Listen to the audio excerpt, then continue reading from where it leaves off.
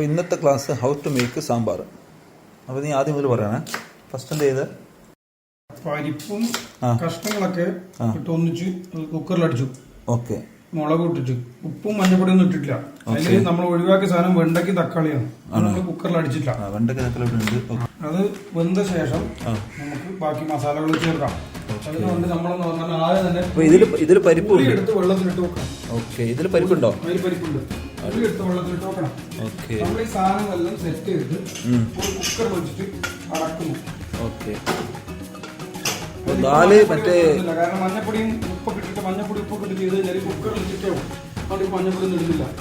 പക്ഷേ ദാല് നമുക്ക് വേണമെങ്കിൽ കുറച്ച് വില കുറഞ്ഞ മറ്റേ ഇത് മസൂർ ദാല ഉപയോഗിച്ചിരിക്കുന്നത്. നമ്മളെ യെല്ലോ ദാല് സാമ്പാർ ദാൽ എടുത്തു കഴിഞ്ഞാൽ അത് കോസ്റ്റ്ലി ആണ്. അതുകൊണ്ട് മസൂർ ദാൽ ടേസ്റ്റ് ഒക്കെ വരും. മറ്റു ദാലാണെങ്കിൽ ഇതിന്റെ കൂടെ പോയി വെച്ച് കുറച്ച് പണിയാവും. അതുകൊണ്ട് വേറെ വെയിറ്റിംഗ് ഫോർ 2 വിസിൽ.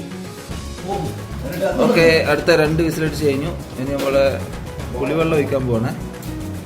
പുളിവെള്ളത്തിൽ ഈ കഷ്ണങ്ങളൊക്കെ വേണം. അപ്പൊ കുറച്ച് നല്ല ടേസ്റ്റ് വരും.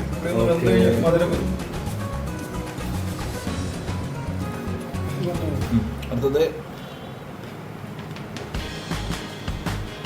ഉപ്പ് ആവശ്യത്തിന് ഏകദേശം 1 സ്പൂൺ അല്ലേ?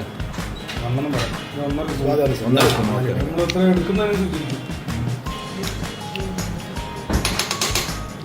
മഞ്ഞപ്പൊടി 1/4 സ്പൂണ്. വെണ്ടക്ക തിളച്ചോണ്ടിരിക്കുമ്പോൾ എല്ലാം വെന്തു. വെണ്ടക്ക തിളച്ചോണ്ടിരിക്കുമ്പോൾ വെണ്ടക്ക ഇടുക. വെണ്ടക്ക ഇട്ട് കഴിഞ്ഞാൽ വെണ്ടക്ക അളിഞ്ഞു പോകാണ്ടിരിക്കാൻ വേണ്ടിട്ട് പുളി വെള്ളത്തിൽ വെണ്ടക്ക ഇട്ടുകൊണ്ട് അധികം വെണ്ടക്ക അളിഞ്ഞു പോകില്ല. അപ്പൊ എന്ത് വേണമെന്ന് പറഞ്ഞാൽ അതിന്റെ കൂടെ തന്നെ തക്കാളി മുറിച്ചിടുക. അങ്ങനെയാണെങ്കിൽ ആ വെണ്ടക്ക അഴിഞ്ഞു പോകില്ല. ചില ആളുകൾ വെണ്ടക്ക നമ്മള് തടുക്ക് അടിക്കുമ്പോൾ വഴറ്റിട്ട് ഇടും. അപ്പൊ അത് വഴറ്റി കഴിഞ്ഞാൽ പിന്നെ അതിന്റെ ഒരു സുഖം ടേസ്റ്റും കിട്ടില്ല.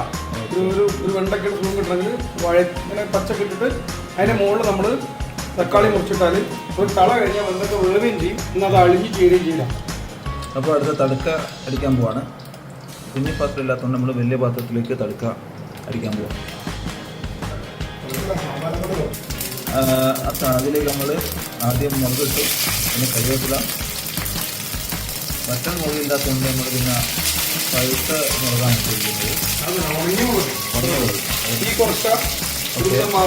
മനസ്സിലായി കഴിഞ്ഞാൽ നല്ല അടിപൊളി സ്മെല്ല് വരുന്നുണ്ട്. നമുക്ക് അതിലേക്ക് മല്ലിപ്പൊടി സാറേ. അതെ. ഇത്തിരി മല്ലിപ്പൊടി കണക്കൊന്നുമില്ലല്ലേ? ഒരു 2 സ്പൂൺ മല്ലിപ്പൊടി. 3 മറ്റേ കത്തി മല്ലിപ്പൊടി. 3 കത്തി അല്ല, മുളക് പൊടി അധികം വേണ്ട. മുളകിന് അത് നിങ്ങൾക്ക് വേണമെങ്കിൽ എത്ര വേണം ചത്തിട്ടാം. ഇത് നമുക്ക് മണം ഇവിടെ വരാൻ വേണ്ടിയിട്ട് ഒരു സാമ്പാർ മസാല നമുക്ക് ഇടാൻ പറ്റും. അപ്പൊ അതൊന്ന് മൂപ്പിക്കോ. അത് വെള്ളം വേറെ ആയിട്ട് നിൽക്കും. കാരണം ഈ ചിലപ്പോൾ കഷ്ണങ്ങൾ നിൽക്കും. ഡയറക്റ്റ് എന്ത് ചേർക്കാൻ പാടില്ല. ഇതിൽ ഈ ഡയറക്റ്റ് നമ്മൾ മസാലയ്ക്ക് ചേർക്കാൻ പാടില്ല, സാമ്പാറിലേക്ക് ചേർക്കാൻ പാടില്ല. ഈ പൊടി ഇങ്ങനെ വറുത്ത ശേഷം ഡയറക്റ്റ് സാമ്പാർ ചേർക്കുകയാണെങ്കിൽ ചില പൊടിയുടെ കട്ടയായിട്ട് കിടക്കും പല ദിക്കിലും. ആദ്യം വറുത്തിട്ട് നമ്മൾ ചേർക്കണം അല്ലേ? വറുത്തിട്ട് വെള്ളം ചേർക്കണം. വെള്ളം തിളപ്പിച്ചിട്ട് ആ വെള്ളത്തിൽ തിളച്ച വെള്ളം ഇങ്ങനെ ഒഴിക്കുകയാണെങ്കിൽ ഈ മസാല മുഴുവൻ പൊടി കഷ്ണമായിട്ട് കിട്ടില്ല. നല്ല സ്മെല്ല് വരുന്നുണ്ട്.